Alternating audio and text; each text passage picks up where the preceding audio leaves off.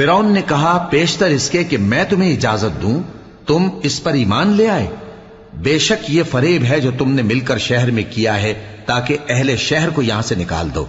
सो अनकरीब इसका नतीजा मालूम कर लोगे। मैं पहले तो तुम्हारे एक तरफ के हाथ और दूसरी तरफ के पांव काट दूंगा, फिर तुम सबको सूली चढ़ा दूंगा। वो बोले कि हम तो अपने परवरदिगार की तरफ लौट कर जाने वाले हैं, और इसके सिवा तुझको हमारी कौन सी बात बुरी लगी है कि जब हमारे परवरदिगार की निशानियां हमारे पास आ गईं तो हम उन पर ईमान ले आए। ऐ परवरदिगार, हम पर सब्र इस्तिकामत की दहाने खोल दे और हमें फर्माबरदारों की हालत में वफात दीजिए। और कौम फिरौन में जो सरदार थे कहने लगे कि क्या आप मूसा और उसकी कौम को छोड़ दीजिएगा कि मुल्क में खराबी करें और आपको और आपके माबूदों को छोड़ दें।